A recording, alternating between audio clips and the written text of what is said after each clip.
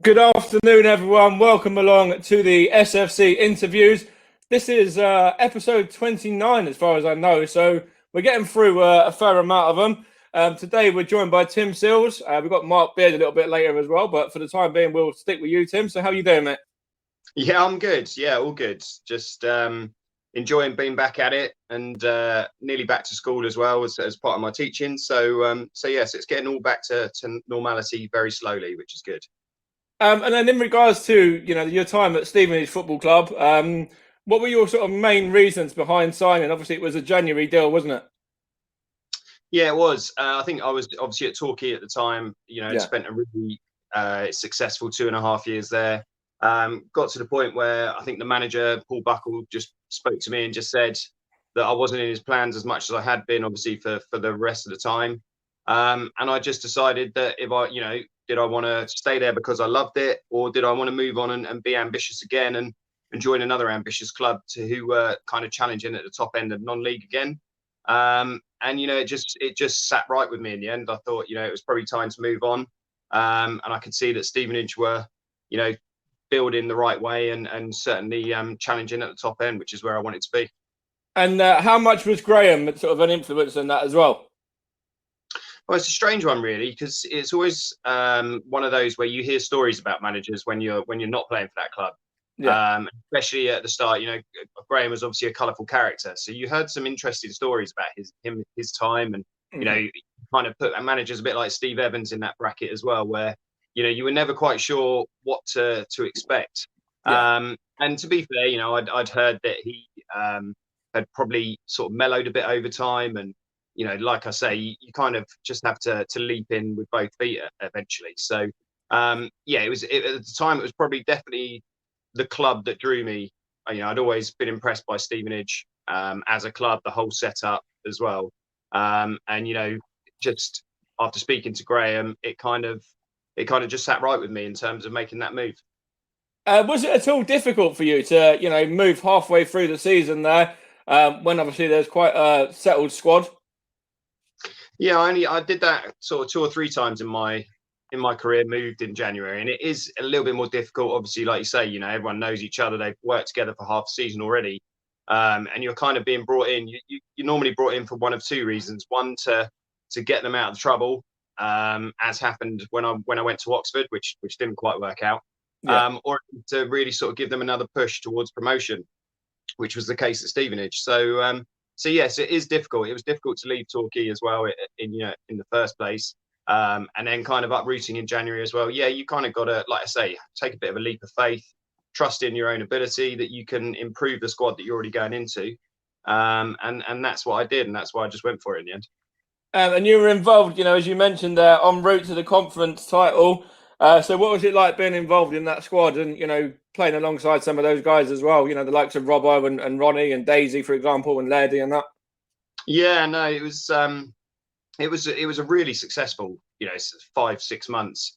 We were big, we were strong, we were organised, we were well drilled, and there were times when we went onto the pitch, and I knew we'd won before we even stepped out there. Because we like to have create this atmosphere in the tunnel, try and intimidate the opposition. Mm-hmm. And when you've got people like Robbo and John Ashton and Michael Boswick and like you say, Ronnie Henry and that, shouting as loud as they can, you just saw fear in the eyes of the opposition at times. And I always recall lining up at AFC Wimbledon in the line before we went and shook hands. Yeah, and yeah. I knew we'd won already, just because I just looked along the line and just thought there's no way we can be beaten. The form we were in, the size that we were, the intimidation that we must have given other teams before we even got out on the pitch. It was just an incredible squad in terms of that. We were monsters to other people, and then we just had the other people who complemented it with a bit of quality as well. Your Mitchell Coles, people like that, Yeah. who would just provide that little bit of quality just when it was needed. And then obviously, we'll talk about the conference winning title at the end of it. The game against Kidderminster and York and that sort of thing.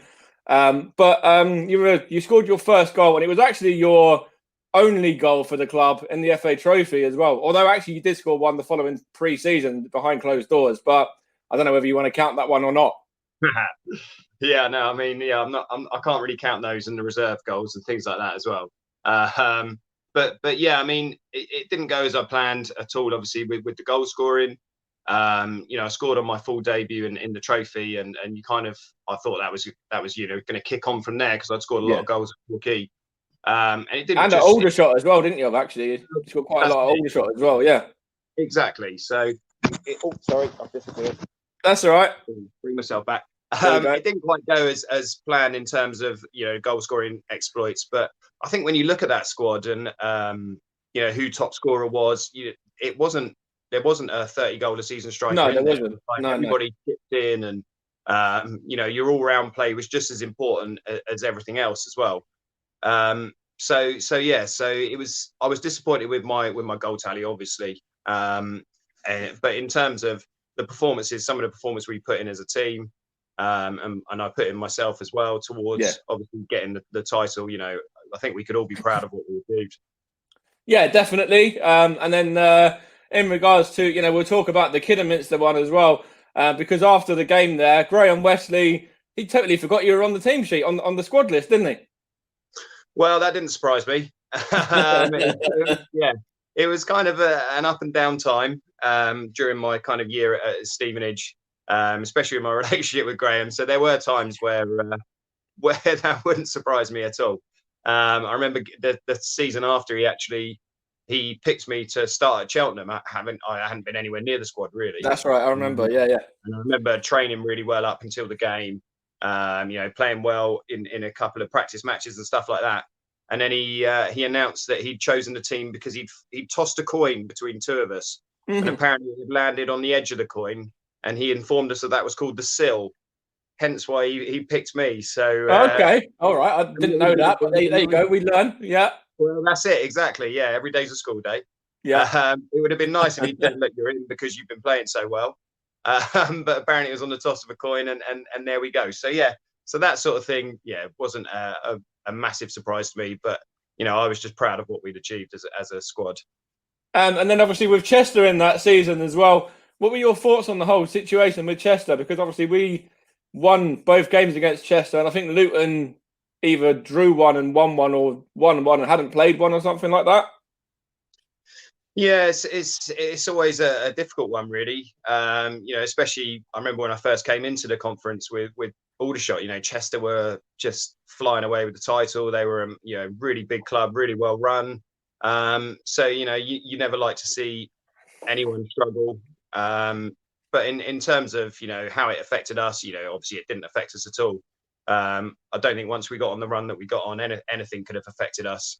They could have taken not as many points away as they wanted, but they could have, done whatever they want. Yeah, quite a few points off, and then we still would have done it. Yeah, yeah. Yeah, that's it. So we were quite convincing in the end, but yeah, you're more sad for the other club that's obviously struggling to, they're on the up again at least, which is good. And then with Joel Byram as well, he's just left the club at the end of last season. He's the last one that was from that squad. I think he came back for another spell upon leaving originally, but now that's the end of that squad completely. It's all been dismantled now.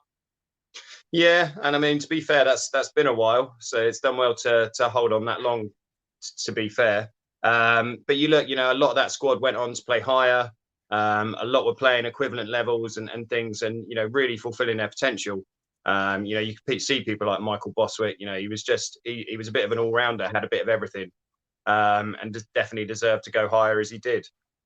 So yeah, so it's a shame. We did meet up obviously briefly for a little testimonial game in Mitch's honour, which was nice to see everyone. So it is nice to try and keep in touch, especially when you've had success as a squad. And you spoke about the game there for Mitch, the memorial game. What was that like to be involved in? Obviously, it's a very sad occasion, but you got to see the rest of the guys again. So obviously, that's the flip side of it. But just for the wrong reason.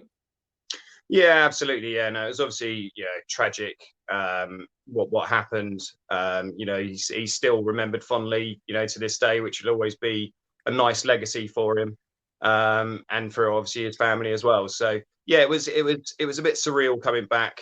But I think again that the fans were fantastic at Stevenage. that they made it another great occasion, real celebration of his life. And that made it, something that was obviously very difficult into a really positive thing. And obviously that was, very well documented that Joe Cole had got all his West Ham guys down there as well. Mark Noble was there, and lots of other, James Collins was there. Some of the, even the old Stevenage guys like Barry Hales come out and put on their boots again as well. Yeah, no, it was great. It was great. I think there was Andy Carroll and Kevin Nolan were there as well. I mean, it was a great turnout, and fair play to Joe Cole for getting those people down there, just creating that even more interest around it to help, with Mitch's cause. And like I say, it turned into a really, really positive celebration of everything Mitch would have wanted, and obviously of what he loved doing. You didn't fancy having a go on the drum, though. I know Bezo did, and I know Graham did, Dino did. I think Mark Stimpson come over to the East Terrace as well, but you didn't fancy hopping into the East, no?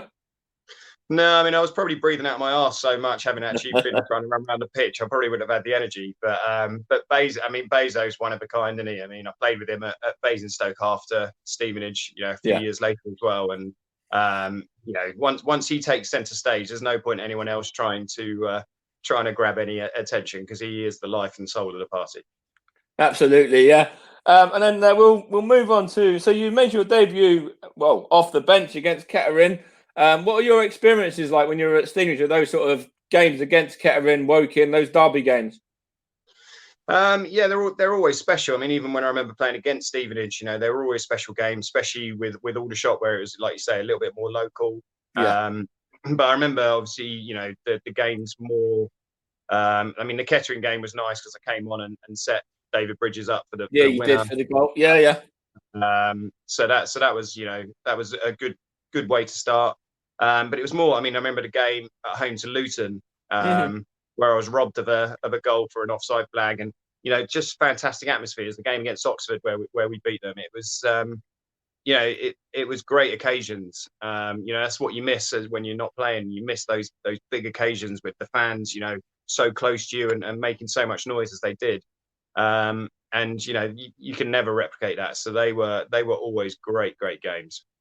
And the players are obviously missing that already at this stage of the season. Even now, with the virus and the fact that all the games are behind closed doors, they're missing that as it is already.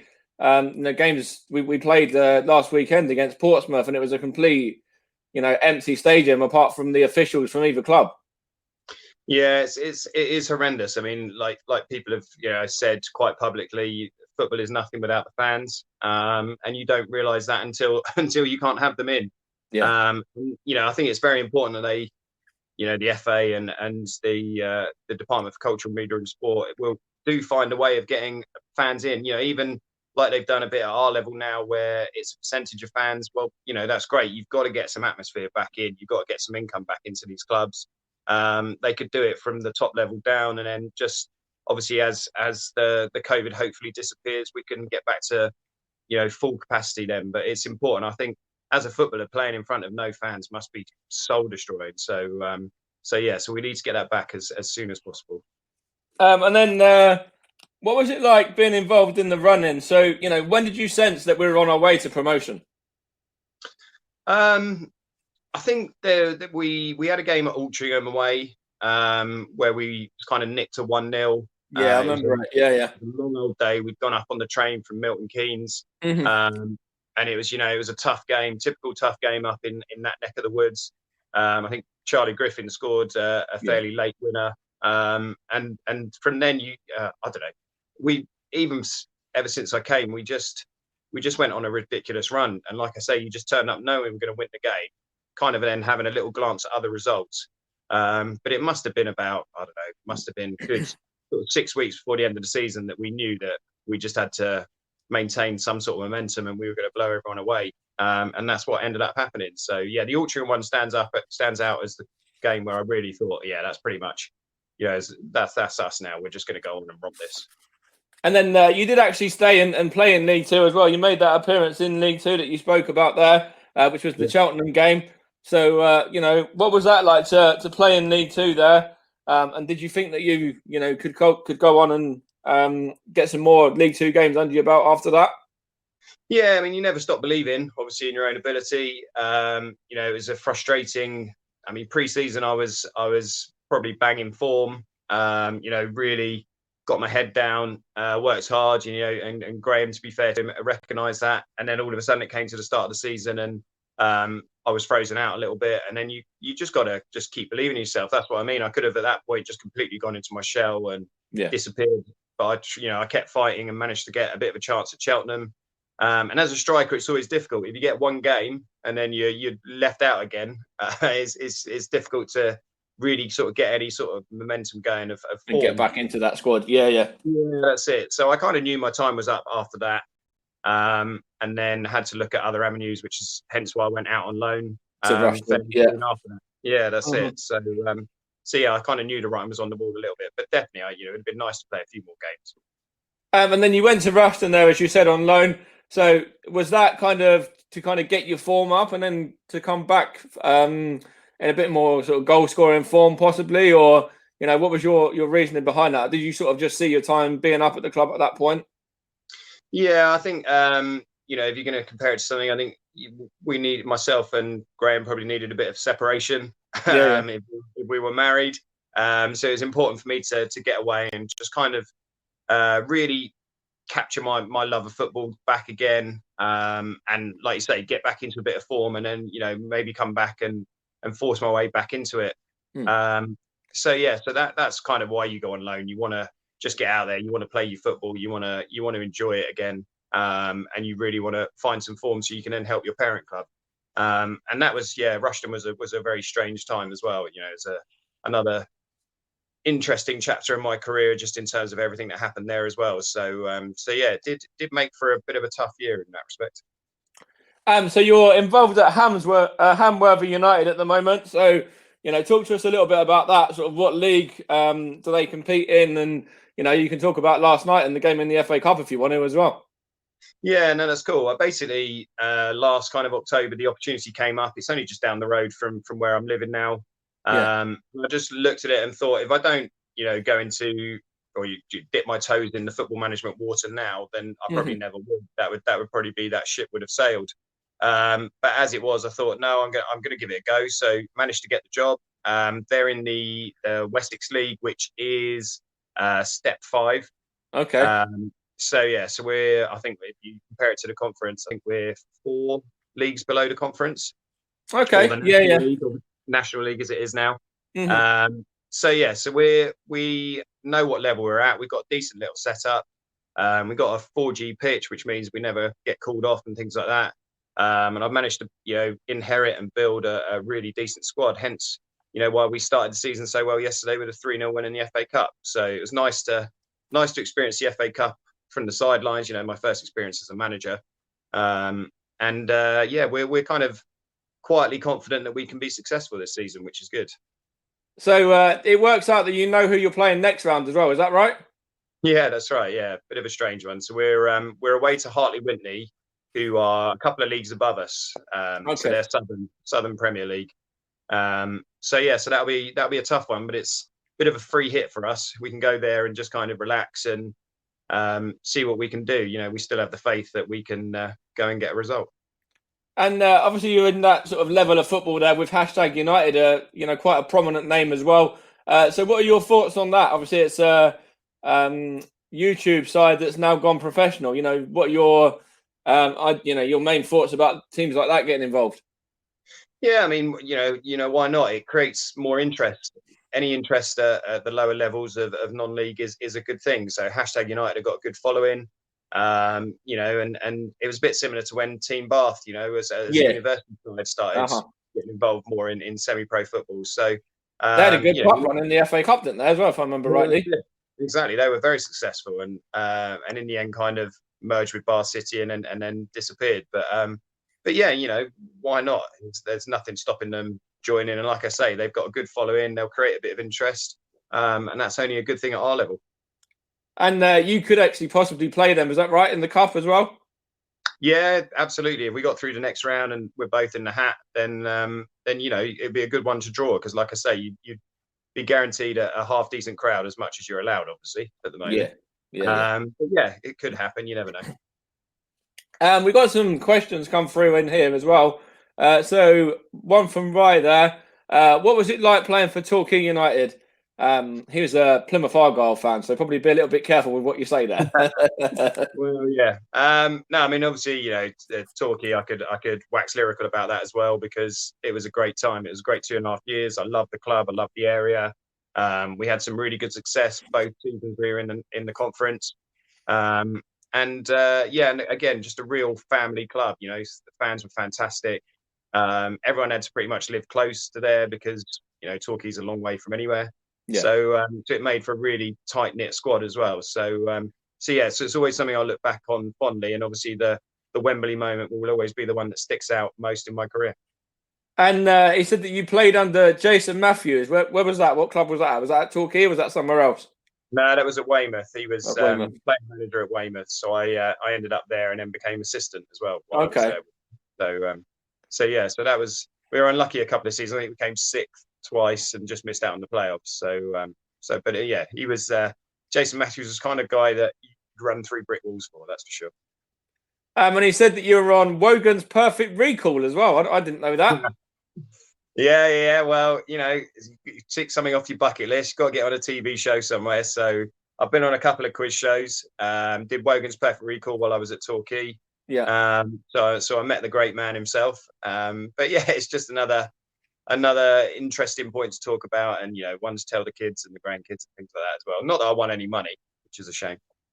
Fair enough. So we'll move on back to football away from that now. So what would you say you sort of learn upon going from a player into a manager? What are the main differences?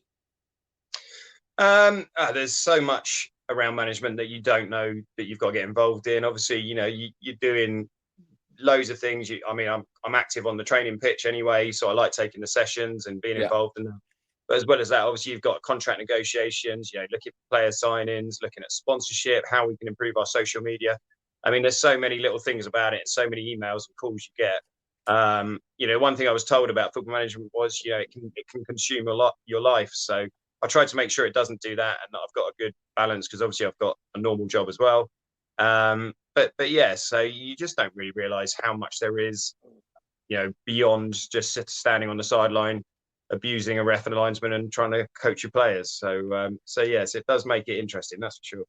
And you did say you had a bit of assistant manager experiences there as well. So did that set you in good stead? Yeah, that's what I thought at the time when I was at Weymouth. I thought it's a great opportunity to just see if I like the management side of things. And I did. I enjoyed it. Again, we had a really good squad, and it made it really easy for me to cut my teeth in that respect. So that definitely helped going forwards. But you're never quite prepared, as from any experience to take the number one spot. So we'll go back to Stevenage now as well. What are your thoughts on the club's progression through the footballing pyramid? Obviously, they had the reprieve as well just at the end of this last season, meaning that they're still going to be playing in League Two for the coming campaign.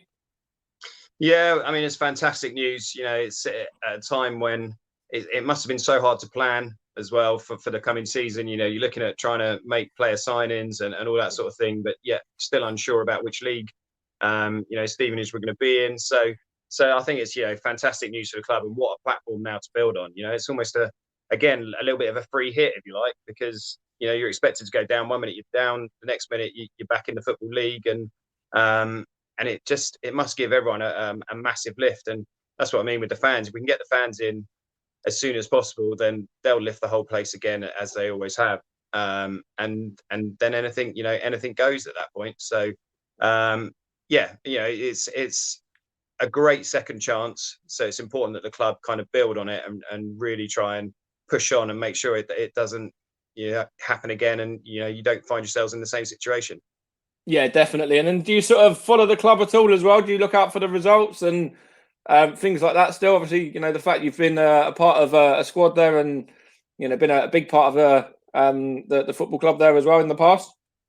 Yeah, 100%. I look at every team that I used to play for. I always look at their results, and especially with a team that you've worked hard and sweated for and got them up into the football league. You want them to stay there. So it was always disappointing for people like Torquay and your order shots and people like that have gone back down. So it's nice to see, Stevenage and Oxford and those teams really kind of maintaining that Football League status and then trying to kick on. So so last season was a tough one to obviously keep track of in terms of the disappointment of results. But yeah, I mean, like I say, it's now a free hit again, and hopefully they can kick on.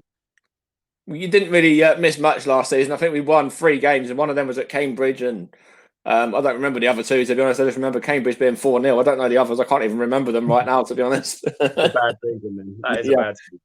And we had 4 managers. We started off with Dino, who obviously worked alongside Graham. And then he was sacked in September. And then who was brought in? Then it was Mark Sampson, and then Graham, and then now Alex at the end of last season into this season now. Yeah. I mean, it's hard, isn't it, to have that continuity. I mean, Graham was there for years before, wasn't he? So yeah, it made it easy, and it made it much more stable in terms of going forwards. But these decisions have to be taken at times, and it's a ruthless business. But I mean, 4 in 1 year is probably a bit excessive, to be fair. It is when you've only had 3 wins. That's what everyone used to say. Was it at all strange sort of seeing Graham come back to Stevenage? Did you think that was a bit of an odd one, or what were your thoughts on that when he returned? It's a tough one. They say never go back, but to he be went fair, back about 4 or 5 times. So he keeps turning up. When they were sort of really in need. And obviously he's tried his hand a bit higher up as well, and it hasn't quite worked out for him. So sometimes I suppose it's nice to try and go back to what you know and where you're loved and try and make it work again. But yeah, I think the club does need probably a fresh direction now, possibly going forward, and some fresh ideas, and then see what happens with that. And how do you think Alex is going to get on? It's his first proper job in management now, but he does have Lenny Lawrence there to support him as well, who's obviously a really well-established name in the game. Yeah, and that helps. The experienced managers and things who come in to help, it can work 2 ways. They can either have kind of lost that edge or that little bit of passion, and that's why they're just happy to take a back seat, or they can really help with their guidance and just be a real good mentor for the new manager. So hopefully Alex can really settle in, get a few good results, which always helps as well. If you get a bit of momentum going, they say it's a habit, don't they, winning and losing. So hopefully they can get in that winning habit. And then if he's got someone with a bit of experience behind him, just to kind of steer the rudder at the back of the ship just when he's slightly off course, and then that's fantastic. So it's a great idea getting someone like that involved, because it does give him every chance. And we competed in the first round of the Carabao Cup as well, just last weekend, and only narrowly lost that on penalties to Portsmouth. So straight away you can see there's improvement there. We were 2-0 up and 3-1 up at one point. So I'm sure Alex has got his positives from that, although the defence, that side of it still needs a bit of work and a bit of, a little bit of adjusting and, practice on the training ground maybe to get things to the levels he wants. Yeah, and I think that's fair enough. I mean, as long as you're scoring goals, I mean, it's difficult if you're not creating chances and not scoring goals, because you're always then, liable to concede 1 or maybe 2 every now and then. So yeah, at least they are, already scoring goals, which is good. You've got to hit the ground running in that respect. So, and then you can work on those defensive frailties a bit easier. If you're not creating the chances, I think that's always going to be a bit more difficult. We've got a message here from Rust as well. During your career, you played as a striker. In your youth system, did you play any other positions, or were you always a striker? Was that the position you always played in? Yeah, it's quite an interesting question. I think I started off as a centre midfielder, and I really like that. I mean, I say I started off, I must have been probably 11 or 12 when my youth manager just kind of came up to me one day and said, "I want to play you up front," and I was raging. I wasn't happy at all. I was like, "Nah, I want to play midfield." One of my older brothers had played midfield, and I'd love watching him there. Mm-hmm. So I went and scored a hat trick, and that was the end. Never looked back. It worked out well. Yeah, well, he obviously saw something that was the case, and from then on, yeah, it was up front the whole time. I mean, I played for a year at Millwall when I was under 16s, and they kind of try and challenge you a bit, don't they? So I played a game at centre back, and played a couple of other little positions, but I think from that point, striker was always going to be my position. And I love the feeling of scoring goals. It's again another feeling you can never replicate. So why would you not? And you mentioned previously as well that you've been doing some work alongside when you've been playing. When you were at Stevenage, you were working at Marriott School, and you've also worked at another school. Well, I can't remember the name of the other school, in fact, right now, but where you were at previously as well. So, what was it like combining the two roles? Yeah, while I was at Stevenage, I was obviously full time, so I was just playing football. I think it was when I left Stevenage, ended up at Aldershot in the Football Yeah. League for the rest of that season, and after that, I was still living in Stevenage but playing National League South for Basingstoke. Right. So at that point, I then went to look at life beyond football and started to develop a career in teaching. So I worked at Marriott's and got my qualification there, which was a school that was improving and has got better and better, and the facilities now are amazing there. Was that PE teacher? Was that working alongside Jay as well? Did you work with Jay? Yes, what in the gym centre, Jay Yeah. Zoford. Yeah, Jay. Yeah. Yeah, that's it. Yeah, so he was head of kind of the gymnastics centre and all those facilities. So he was another good character to have around, that's for sure. And obviously, Jay's does the PA announcing at Stevenage as well. So he's got involved with the club now. Yeah, I saw that the other day actually. I saw him it mentioned on something on Twitter, and then had a little look, and didn't realise he was involved with that. But he always had that kind of personality that being a PA announcer is probably perfect for him. And he does the radio shows on SG1 as well, alongside the commentators Stephen and Dean. They've got their own Wednesday show that they do together every week. So he's a big part of that as well. The sports show. Yeah. Excellent. No, it's good for him. And then we've got a message here from Rye, being the fact that you used to play for Torquay. He says, would you rather Plymouth or Exeter? Dear. I mean, they say sometimes decisions are too tough, like trying to decide between your children. But I'm trying to think if that's trying to decide between I can't say my two nightmares. I've got nothing against either. I've got nothing against either of them, to be fair. You play for Torquay. It's a job. I'm a fan now of Torquay. And it's good for the area if they're all doing well. It's probably the most diplomatic answer I can give. We've got a message there from Russ as well, not a question, just a message. Say congratulations on the FA Cup win last night, and good luck this season.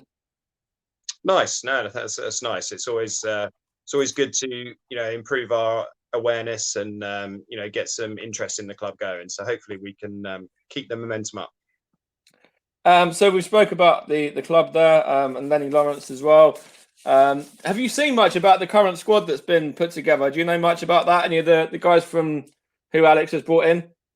No, I haven't seen a lot about it. I sometimes struggle to remember who's in my squad. So looking at who's in other people's squads can be a little bit tough at times. But I'm sure he's got some good contacts with Lenny as well.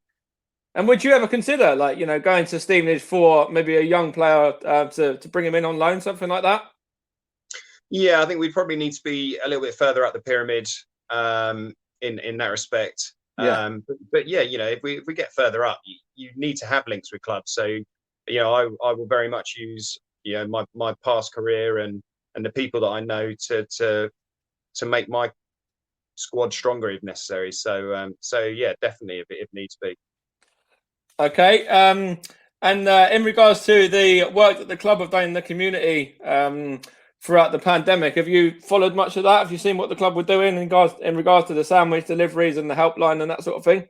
No, but that's good though. That sounds everyone's had to try and keep themselves busy during lockdown.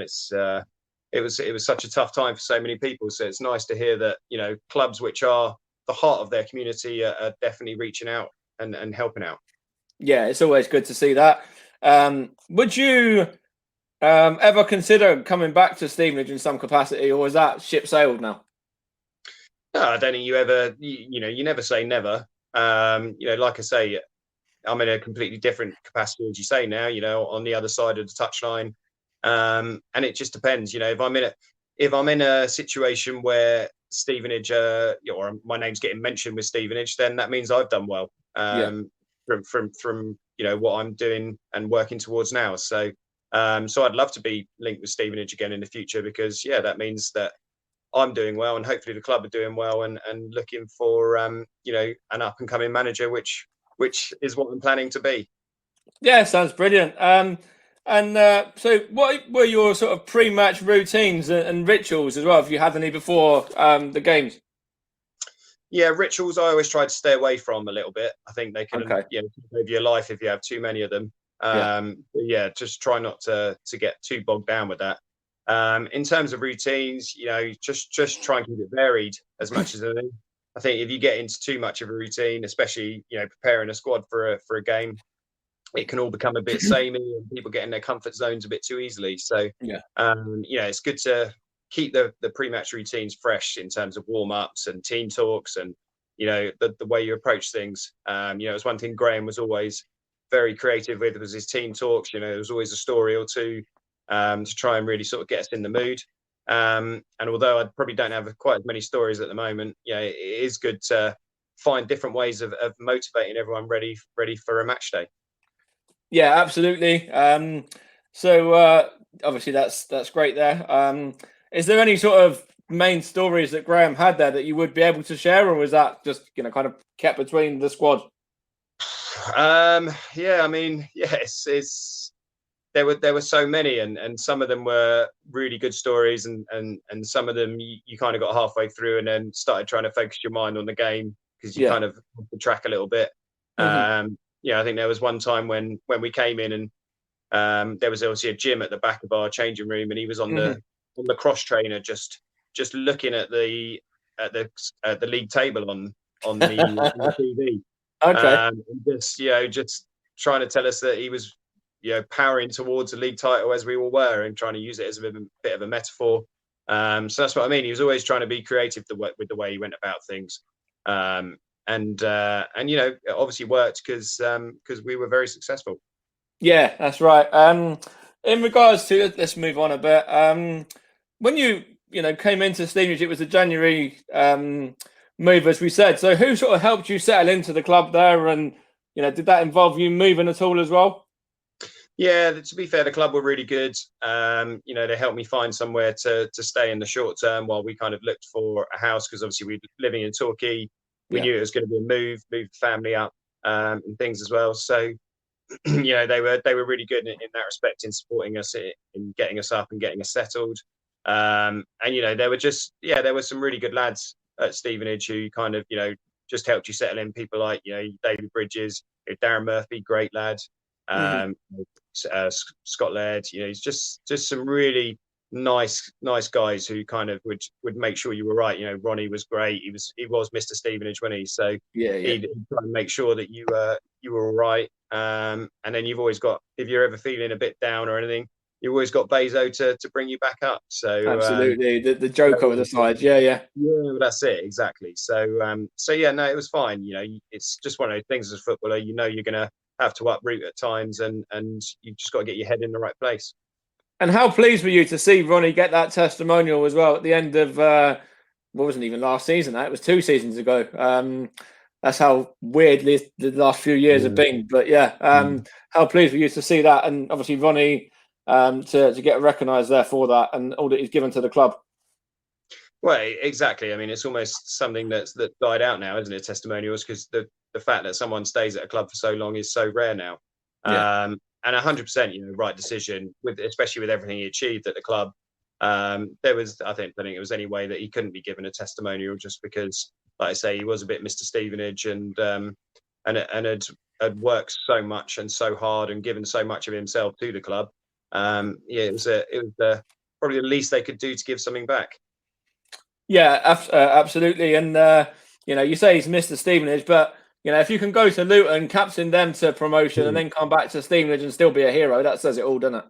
Yeah, that's it. Exactly. It must have been a risk, but again, Luton was a massive club as well, so it made sense for him as a career thing. And then, like you say, if you can come back and still be loved, then that shows that you've done something right. Yeah, definitely.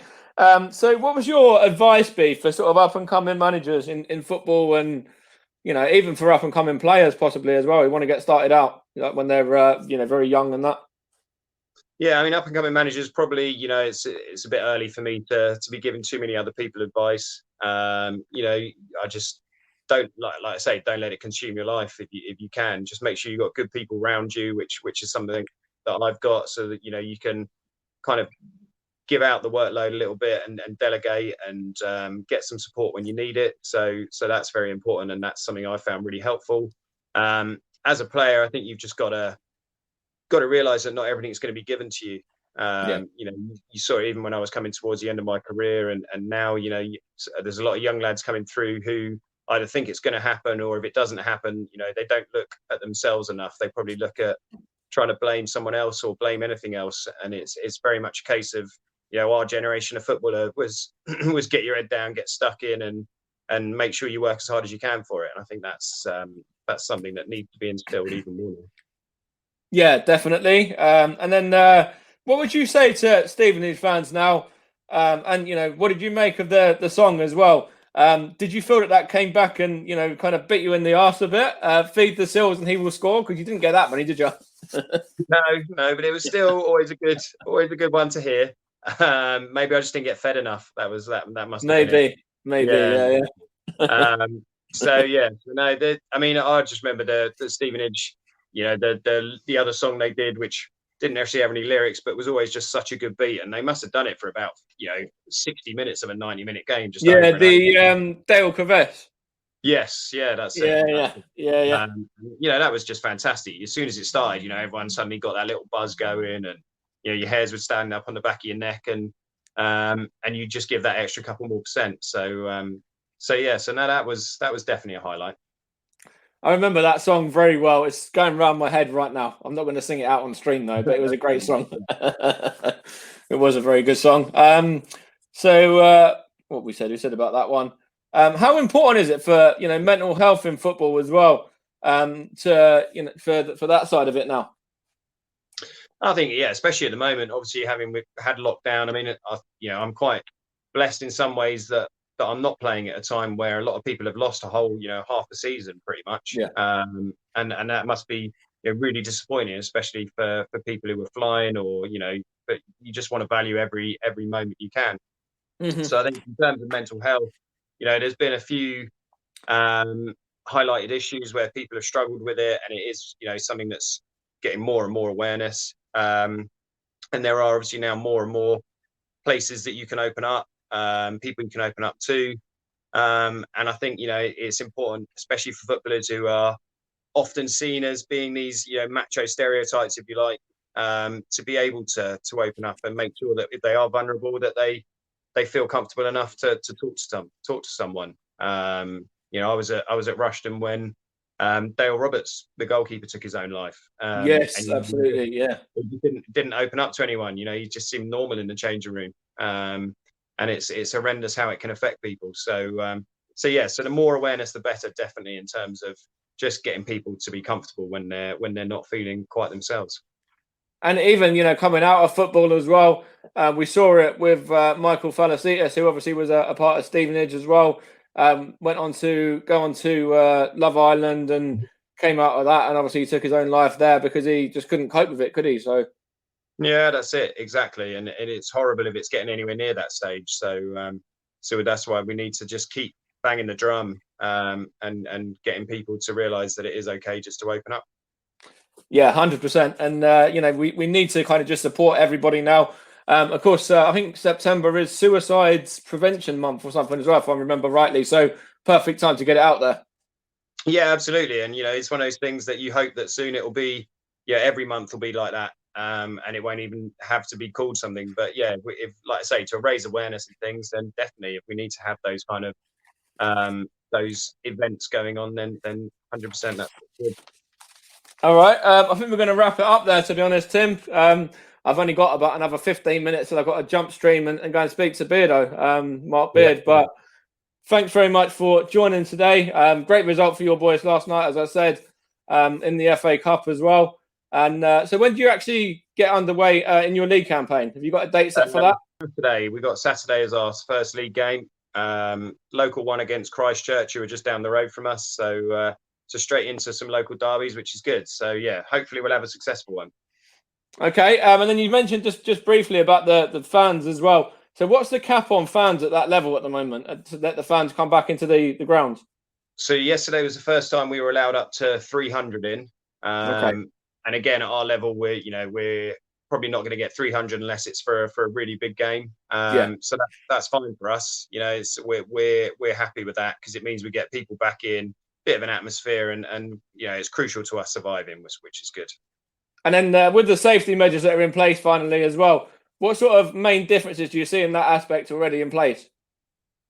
There's just so much more like awareness of people of their surroundings, and with the whole social distancing thing and making sure people are checked when they come in, and all the hand sanitization and all that sort of stuff. It's something which will probably never quite go away as much as it has. I mean, every time you go and hug someone from now on, you'll probably just have to check in your mind that it's okay.